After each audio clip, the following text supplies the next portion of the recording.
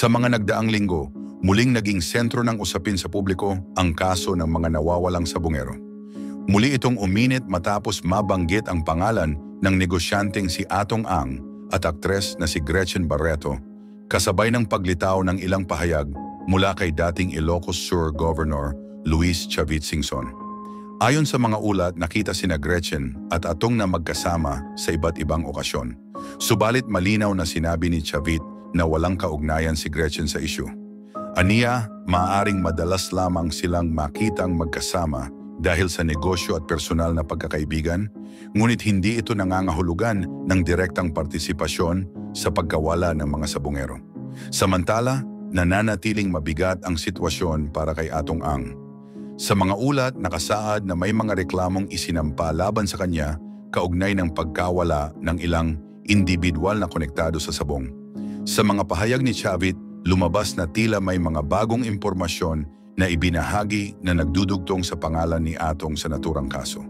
Gayunpaman, hindi pa malinaw kung sapat na ba ang mga ebidensya upang mahatulan siya ng anumang pananagutan. Mahalagang banggitin na ang usapin ng mga nawawalang sabongero ay matagal nang nagbibigay ng agam-agam sa publiko.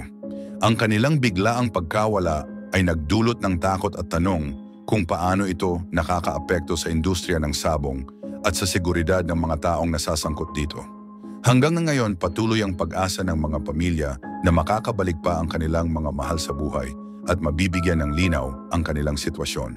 Anyway, mga kapopong, kung matatanda natin malinaw na itinatanggi ni Gretchen Barreto ang anumang koneksyon sa kaso. Sa kabila ng kanyang pangalan na nadadamay, marami ang naniniwala na hindi siya bahagi ng mga operasyon o mga desisyong nagdulot ng pagkawala ng mga sabongero. Ayon sa ilang mga malapit sa kanya, tahimik lamang si Gretchen at mas pinipiling iwasan ang mga isyu na maaaring magdulot ng maling impresyon sa publiko. Sa mga oras na lumalabas ang iba't ibang balita, makikita ang masalimuot na ugnayan ng negosyo, politika at personal na relasyon sa mga taong nababanggit. Ang mga pahayag ni Chavit ay nagiging sentro ng atensyon dahil sa kanyang malapit na ugnayan sa mga personalidad na nasasangkot. Dahil dito, lalo pang lumalawak ang interes ng publiko at media sa pag-usbong ng kaso. Para naman sa mga pamilya ng nawawala, hindi pa rin natatapos ang kanilang paghihintay. Ang kanilang panalangin ay magkaroon ng malinaw na sagot at hustisya sa nangyari sa kanilang mga kaanak. Ang isyong ito ay hindi lamang tungkol sa mga pangalan ng malalaking personalidad, kundi tungkol din sa mga pangarap at kinabukasan ng mga ordinaryong mamamayan na hanggang na ngayon ay nananatiling walang kasagutan.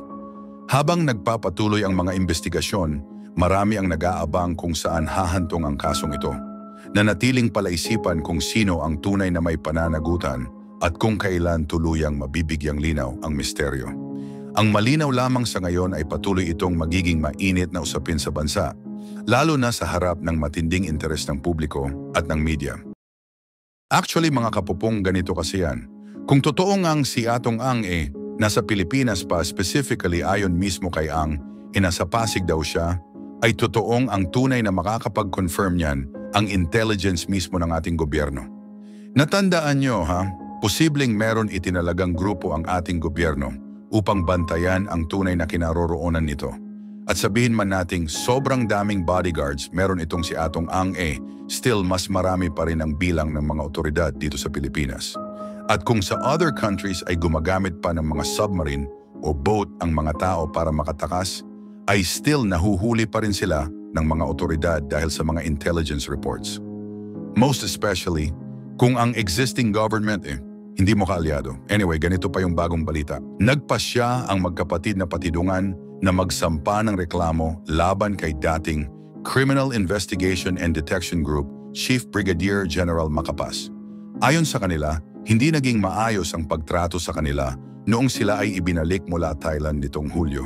Ipinahayag nila na ang kanilang mga cellphone ay ibinalik na kulang at wala na ang mga mahahalagang memory card at media files na posibleng may kinalaman sa kaso ng mga nawawalang sabongeros. Sinabi ng magkapatid na una silang nakontak sa pamamagitan ng isang pinagkakatiwalaang tao at pinangakuan ng kaligtasan sa kanilang pagbabalik. Subalit, nang dumating sila sa paliparan sa Maynila, nagbago raw ang sitwasyon at sila ay agad na isinailalim sa kustudiya. Ayon sa kanila, hindi ito ang kasunduan nang sila ay pumayag na bumalik. Ang pagkawala ng mga digital files mula sa kanilang kagamitan ay nananatiling malaking tanong para sa kanila dahil maaring ito ang makapagbibigay linaw sa pagkawala ng ilang sabungeros. Sa panig naman ni dating CIDG Chief Macapas, ipinagtanggol niya ang naging aksyon ng kanyang grupo. Aniya ang pag-aresto at pagbabalik sa mga Patidungan Brothers ay ginawa sa maayos at tahimik na paraan upang mapanatili ang kaayusan at maiwasan ang hindi kailangang kaguluhan. Iginiit din niya na agad silang nagsagawa ng formal na legal na aksyon upang hindi questionin ang proseso. Ayon pa sa pulisya, nirerespeto nila ang karapatan ng magkapatid sa kabuuan ng proseso. Samantala, si Danny Villanueva na kumakatawan sa ilang pamilya ng mga nawawalang sabungeros ay nananawagan sa CIDG na ilabas ang mga sinumpaang salaysay kaugnay ng kaso. Ayon sa kanya, may karapatan ang mga pamilya na malaman ang laman ng mga dokumentong ito dahil maaari itong maging mahalaga sa pag-usad ng investigasyon. Tugon naman ng CIDG na ipasa na nila ang mga salaysay sa Department of Justice at iginiit na walang itinatago. Kinumpirma ni Justice Secretary Crispin Remulla na maingat nilang pinag-aaralan ang kaso. Sinabi niya na magkakaroon ng preliminary inquiry kapag natapos ang pagsusuri at pagkatapos ay ipapadala ang mga formal na abiso sa lahat ng may kinalaman. Dagdag pa niya, tinitingnan pa rin ng pamahalaan kung mabibigyan ng proteksyon sa ilalim ng Witness Security Program si alias Totoy, ang whistleblower na nagsabing sangkot ang negosyanteng si Atong Ang at iba pang personalidad sa kaso. Sa mga oras na ito, nagsimula na ring magsagawa ng operasyon ang mga autoridad sa Laguna matapos lumabas ang impormasyon na maaaring may mahalagang ebidensya roon. Mga divers at search teams ang ipinadala upang siyasatin ang mga lugar na itinuro ng intelligence reports. Malugod namang tinanggap ng mga pamilya nang nawawala ang hakbang na ito at nagpahayag sila ng kahandaang makiisa sa operasyon para makatulong sa pagkuha ng impormasyon. Ang paghahain ng administrative complaint ng magkapatid na Patidungan laban kay Macapas ay nagbigay ng mas malawak na diskusyon. Ang kanilang pahayag na ibinalik sa kanila ang kanilang mga kagamitan na wala na ang ilang datos ay nagbukas ng usapin tungkol sa posibilidad na may wala ng mahahalagang impormasyon. Para sa ilang eksperto sa batas, ipinapakita nito ang pangangailangan ng transparency at maingat na paghawak ng ebidensya. Patuloy ang pag-asa ng mga pamilya na ang pinagsanib na aksyon ng law enforcement, Department of Justice at iba pang ahensya ay magbubunga ng kasagutan. Para sa kanila, pinakamahalaga ang katotohanan at pananagutan. Umaasa silang sa huli ay maipapakita ng proseso ng batas kung ano ang tunay na nangyari sa kanilang mga mahal sa buhay.